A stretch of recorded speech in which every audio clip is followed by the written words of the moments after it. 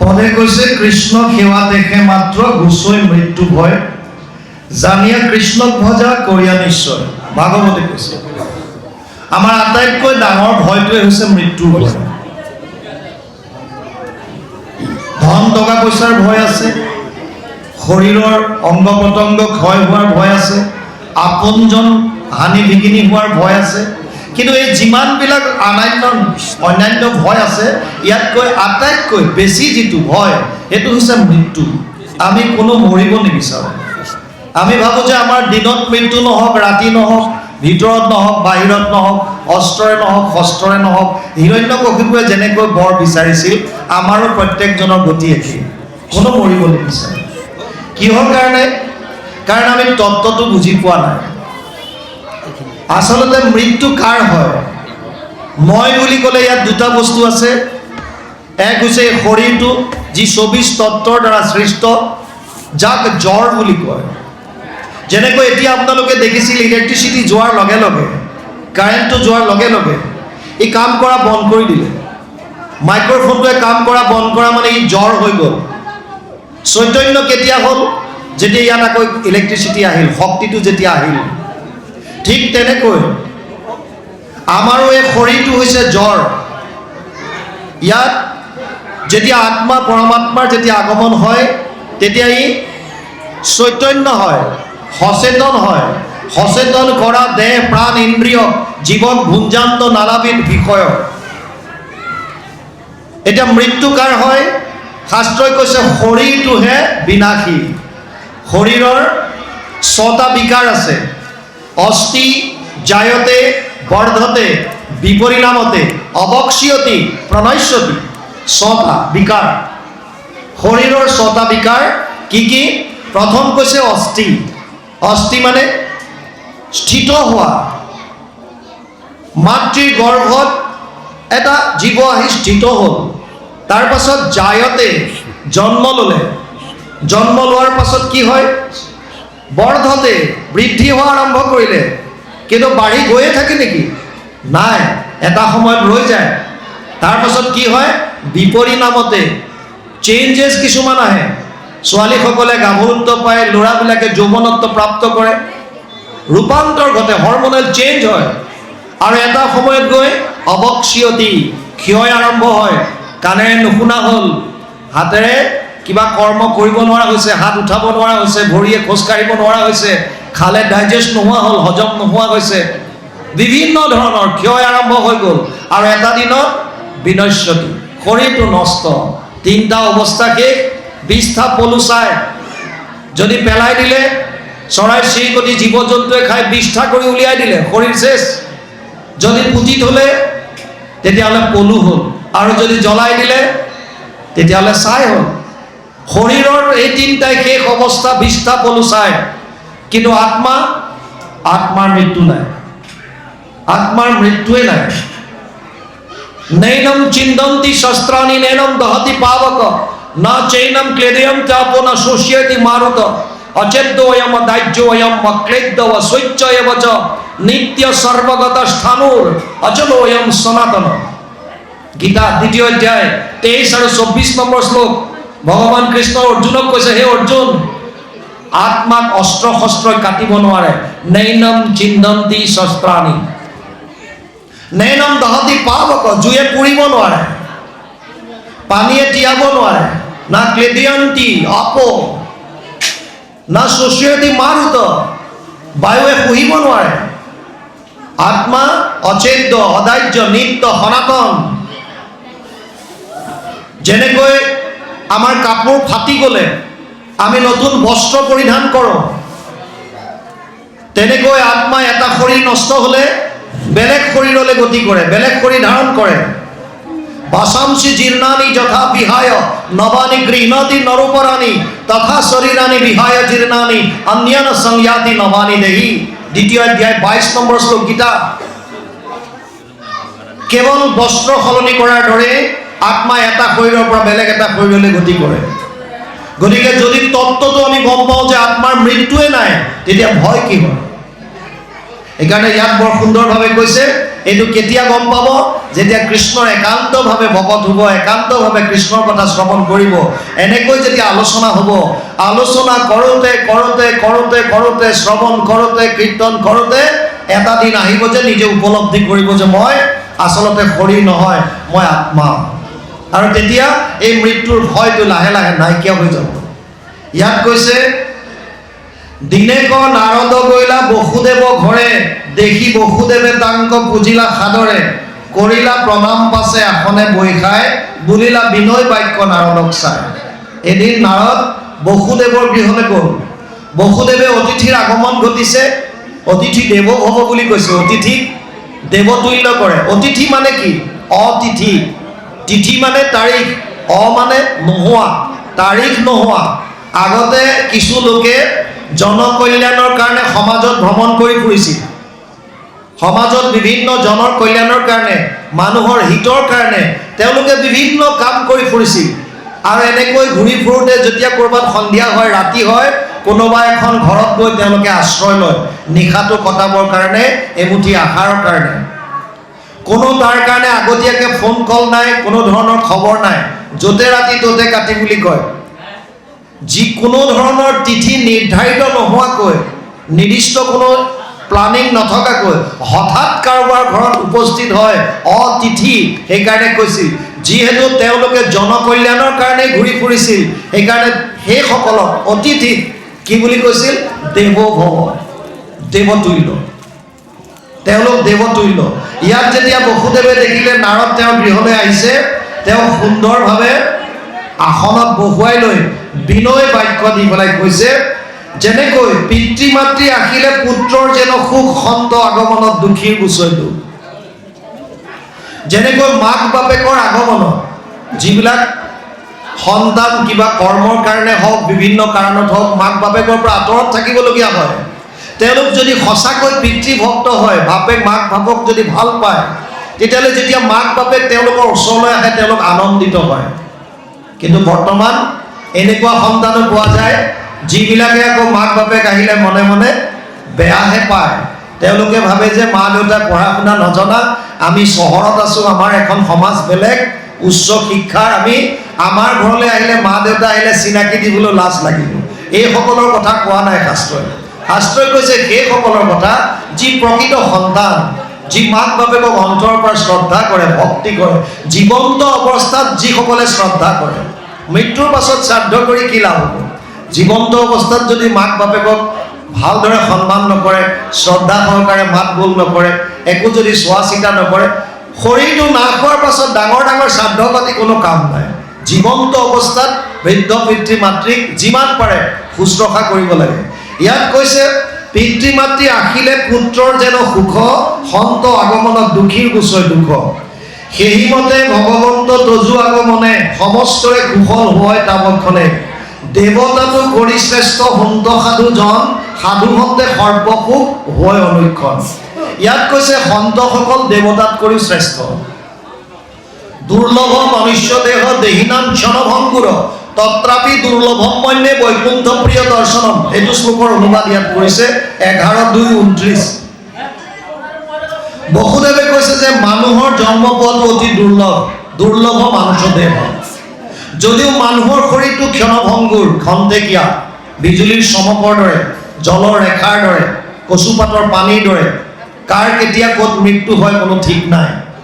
তথাপিতো ইয়াত কৈছে, যদিও এনেকুৱা খন্তেকীয়া, কিন্তু মানুহৰ জনম অতি দুৰ্লভ, দুৰ্লভ মনুষ্য দেহ, তত্ৰাপি ক্ষণভংগুৰ, তত্ৰাপি দুৰ্লভম মন্যে বৈকুণ্ঠ প্ৰিয় দৰ্শনম। তাতকৈও দুৰ্লভ কাক পাইছে? বৈকুণ্ঠ প্ৰিয় দৰ্শনম। বৈকুণ্ঠ প্ৰিয় মানে যিসকলে ভগৱানক ভাল পায়, অৰ্থাৎ সাধু সন্ত ভকত, যি বৈকুণ্ঠক ভাল পায়। কৃষ্ণৰ আন এটা নাম বৈকুণ্ঠ, কৃষ্ণৰ স্থানখনৰ নাম বৈকুণ্ঠ।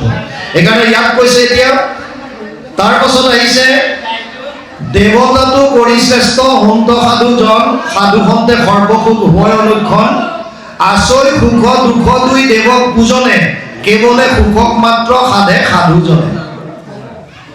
দেৱতা পুজিলে সুখ দুখ দুইটা পাবলগীয়া হয়। কেনেকৈ? প্ৰত্যেকজন দেৱতাক উপাসনা কৰাৰ নিয়ম বেলেগ বেলেগ।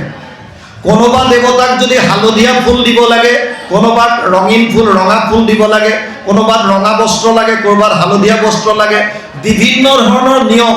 তাত যদি খেলি মেলি হ'ল তেতিয়াহ'লে দেৱতাসকলো কেতিয়াবা বিতুষ্ট হয় আৰু হোৱাৰ পাছত ফলে বিপৰীত কৰে। তাৰমানে আপুনি যিটো বিচাৰিছে তাতকৈ হয়তো বিপৰীতটোহে পাব। সেইকাৰণে কৈছে দেৱতাৰ পূজনৰ ওপৰত নিৰ্ভৰ কৰি সুখ আৰু দুখ দুইটা দিব পাৰে, কিন্তু সন্তসকল যিহেতুকে তিতিক্ষা কাৰুণিকা সুহৃদ সৰ্বদেহিনাম, সমস্ত প্ৰাণীৰ প্ৰতি সুহৃদ কাৰুণিক, সকলোকে ভাল পায়। সেইকাৰণে সন্তৰ আগমনত সকলো জীৱৰ লাভেই হয়, সুখ হয়। ইয়াত কৈছে কেৱলে সুখক মাত্ৰ সাধে সাধুজনে, পূজা অনুৰূপেহে দেৱতা দেই ফল কৰন্ত কৰোণা মাত্ৰ ভকতসকল। আমি কৈছোঁৱেই পূজাৰ ওপৰত ভিত্তি কৰিহে দেৱতাসকলে ফল দিয়ে, তাৰ বিপৰীতে সন্তসকলে কি কৰে, তেওঁলোক যিহেতুকে কৰোণাময়ী বা তেওঁলোক সুহৃদ সৰ্বদেহিনাম, সেইকাৰণে সকলোৰে তেওঁলোকে হিতটো চিন্তা কৰে বা ভাল ফল। তোমাৰ সদৃশ যাৰা শ্ৰীকৃষ্ণত মন, তাসম্বাৰ এহিমত হৈ আচৰণ, ভৈলুহু কৃতাৰ্থ যদি ঋষি মহাশয়, তথাপিতো কুচু ভাগৱত ধৰ্মচয়। আৰু তাৰ পাছত এতিয়া বসুদেৱে নাৰদক ভাগৱত ধৰ্মৰ বিষয়ে প্ৰশ্ন আগবঢ়াই দিছে। বসুদেৱে কৈছে, মোক সেই ভাগৱত ধৰ্মৰ কথা কোৱা। পৰম শ্ৰদ্ধায়ে যাক শুনিলে মাত্ৰকে, দুৰ্ঘোৰ সংসাৰ দুখ তৰে সৰ্বলোকে। আমি প্ৰথমে কৈছিলোঁ এনেকুৱা এটা ধৰ্ম যিটো শুনাৰ লগে লগে, শ্ৰৱণ কৰাৰ লগে লগে আমাৰ মনৰ দুখবিলাকৰ পৰা আমি পৰিত্ৰাণ পাব পাৰোঁ, তিনিটা তাপৰ পৰা পৰিত্ৰাণ পাব পাৰোঁ। ইয়াত কৈছে দেৱৰ মায়ায়ে মোৰ মোহ ভৈৰ মন, পুত্ৰ কামে কৃষ্ণক কৰিলো আৰাধন, যদ্যপি মুকুতিদন্ত মুকুন্দে সদায়, তাংকো নমানছিলো পূৰ্বে পুত্ৰ কাষায়। যেতিয়া বসুদেৱ দৈৱকীয়ে আগৰ জন্মত ঈশ্বৰক যেতিয়া আৰাধনা কৰি আছিল, প্ৰভু ভগৱন্ত যেতিয়া সন্তুষ্ট হৈ কি বৰ লাগে ক'লে, আৰু যেতিয়া তেওঁলোকে সন্তান বিচাৰিছিল, তোমাৰ দৰে এটি সন্তান লাগে, ভগৱানে গম পালে যে মোৰ দৰে বেলেগ কোনো নাই, সেইকাৰণে ময়েই জন্ম ল'ব লাগিব, আৰু তেওঁ নিজে আহিল। আজি বসুদেৱে উপলব্ধি কৰিছে যিজন প্ৰভু ভগৱন্তই মুক্তিকো দিব পাৰে, কিন্তু তেওঁৰে মায়াত আমি এনেকৈ আবদ্ধ হ'লোঁ। যেনেকৈ আমিবিলাকেও যেতিয়া আমি কোনোবা এখন ধৰ্মস্থানত যাওঁ বা নামঘৰলৈ আহোঁ, প্ৰত্যেকে কিবা নহয় কিবা ভগৱানৰ পৰা বিচাৰোঁ, মোক অমুকটো দিয়া, মোক তমুকটো দিয়া, মোৰ এইটো হওক যেন, সেইটো হওক যেন, ইত্যাদি বিভিন্ন কামনা বাসনা। নিষ্কামভাৱে খুব কম মানুহ আহে, নিষ্কাম। য'ত নেকি সুতমুনিয়ে কৈছে কলিযুগৰ পৰম ধৰ্ম সবে পুংসাম পৰো ধৰ্ম যত ভক্তিৰ অধোক সজে, অহেতুকি অপ্ৰতিহত যেন আত্মা সম্প্ৰসিদ্ধতি। 1-2-6 প্ৰথম স্কন্ধ 2য় অধ্যায় 6 নম্বৰ শ্লোক। তাত কৈছে হে সৌনক আদি ঋষি সমস্ত, কলিযুগৰ পৰম ধৰ্ম হৈছে এটাই, সেইটো হৈছে কৃষ্ণত একান্ত ভক্তি। কিন্তু কেনেকৈ কৰিবা? প্ৰথম চৰ্ত দিছে অহেতুকি, হেতু নথকাকৈ, নিষ্কামভাৱে। দ্বিতীয়ত কৈছে অপ্ৰতিহত, অন্তৰবিহীনভাৱে, নিৰন্তৰভাৱে। যেনেকৈ অধ্যায়ৰ শেষত আমি গাওঁ, নিৰন্তৰে ডাকি বোলা হৰি হৰি, নিৰন্তৰে ডাকি বোলা ৰাম ৰাম। এই নিৰন্তৰ শব্দটোৱে কণ্টিনিউ বুজাইছে, যেনেকৈ তেলৰ ধাৰ, কোনো গেপ নোহোৱাকৈ, অন্তৰবিহীনভাৱে নিৰন্তৰভাৱে কৃষ্ণৰ নাম, নিষ্কামভাৱে কৃষ্ণৰ নাম।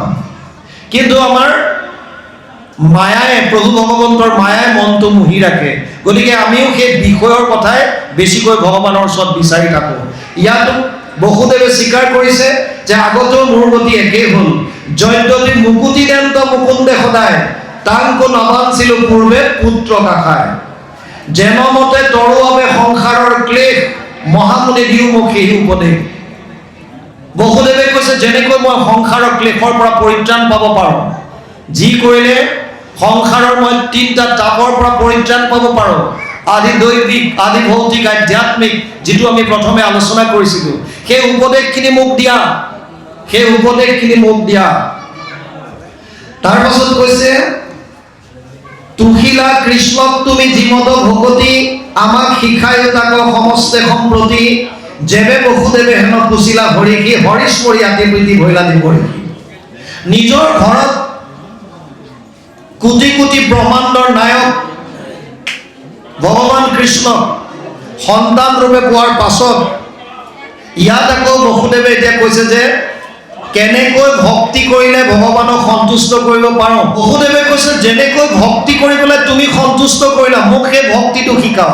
ইফালে বহুদেৱে নিজে কৃষ্ণক সন্তান ৰূপে পাইছে, ইজনে সিজনৰ প্ৰতি সন্মান দেখুৱাইছে।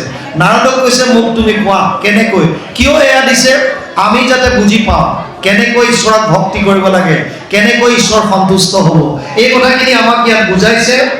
তাৰ পাছত কৈছে পুলকিত তনু মনে মিলিল আহ্লাদ, পাছে বসুদেৱক কৰিলা সাধুৰ বাদ, নাৰদ বদতি বসুদেৱ মহাশয়, ধন্য ধন্য সাধু বুদ্ধি কৰিলা নিশ্চয়। বসুদেৱৰ কথাখিনি শুনি নাৰদ পুলকিত তনু হ'ল, যিহেতুকে কৃষ্ণৰ কথা ক'বলৈ দিছে। কাৰণ গ্ৰাম্য কথা কথনে মলিন হোৱে বাণী, তাকো শুদ্ধ কৰোঁ কৃষ্ণ কথাক বখানি। যিমান আমি গ্ৰাম্য কথা পাতিম সিমান আমাৰ কথাবিলাক মলিন হ'ব, তাৰ বিপৰীতে যিমান কৃষ্ণৰ কথা পাতিম সিমান আমাৰ মন পবিত্ৰ হ'ব, কৃষ্ণৰ কথাই আমাৰ বাণী শুদ্ধ কৰিব। সেইকাৰণে নাৰদো পুলকিত হৈছে, কিয় এতিয়া কৃষ্ণৰ কথা ক'বলৈ পাব। আৰু তাৰ পাছত ইয়াক কৈছে উচিলা পৰম ভাগৱত ধৰ্ম যত, যাহাক স্মৰণে হৈ পবিত্ৰ জগত, শুনে বা ভনে বা স্মৰে নতুবা আদৰে, আনে বা গাঁৱতে যিবা অভিনন্দা কৰে। তুমি মোক এনেকুৱা এটা কথা সুধিছা যিটো কথাখিনি মই ক'বলৈ যাওঁতে যিটো ধৰ্মৰ বিষয়ে মই ক'ম, ইয়াক কোনোবাই শ্ৰৱণ কৰিলে শুনে, ভনে যদি কোনোবাই কীৰ্তন কৰে, স্মৰে যদি কোনোবাই স্মৰণ কৰে, বা আনে কোনোবাই শ্ৰৱণ কীৰ্তন কৰোঁতে যদি অভিনন্দা কৰে, প্ৰশংসা কৰে, তথাপিও তেওঁলোকে পৰম গতি পায়। আনে বা গাঁৱতে যিবা অভিনন্দা কৰে, দেৱ বিশ্বদ্ৰোহীকো পবিত্ৰ কৰে আদি, হেন ধৰ্ম শুনিবে তোমাৰ ভৈলামতী। যিটো ধৰ্মই বিশ্বদ্ৰোহী, বিশ্বদ্ৰোহী কোনজন? যিজনে জীৱৰ অহিত চিন্তা কৰে, কল্যাণৰ বিপৰীতত যিজন যায়, সমস্ত জীৱৰ বিপৰীতভাৱে কৰ্ম যিসকলে কৰে, তেনেকুৱাও যদি পাতকী কোনোবা আছে, তেওঁলোকেও যদি উপলব্ধি কৰি কৃষ্ণ শৰণ লয়, সেইসকলো পৰম গতি লাভ কৰিব। হেন ধৰ্ম শুনিবে তোমাৰ ভৈলামতী। শ্ৰৱণ কীৰ্তনে যাৰ সিজৈ পুণ্যগণ, সুমৰাইলা মোক আজি হেন নাৰায়ণ। যাৰ শ্ৰৱণ কীৰ্তন কৰিলে, যিজনৰ শ্ৰৱণ কীৰ্তন কৰাৰ লগে লগে আমাৰ পুণ্যৰ আজি সঞ্চিত হয়, তেনেকুৱা এজন ঈশ্বৰৰ কথা তুমি আমাক আজি সুধিলা। ভগৱানে গীতাত অৰ্জুনক কৈছে জন্ম কৰ্ম চবে দিব্যম এবং যে ব্যক্তি তত্ত্বতঃ ত্যক্ত্বা দেহ পুনৰ্জন্ম নেতি মামেতি পাণ্ডৱ। ৪ৰ্থ অধ্যায় ৯ নম্বৰ শ্লোক গীতা। তাত কৈছে হে অৰ্জুন, মোৰ জন্ম কৰ্ম চব দিব্য, আৰু এই জন্ম কৰ্মৰ বিষয়ে অৰ্থাৎ লীলাসমূহৰ বিষয়ে যিবিলাকে শ্ৰৱণ কৰে, কীৰ্তন কৰে, তেওঁলোকে মোক পাব, ইয়াত কোনো সন্দেহ নাই। কিমতে ভকতি কৰিব তোমাত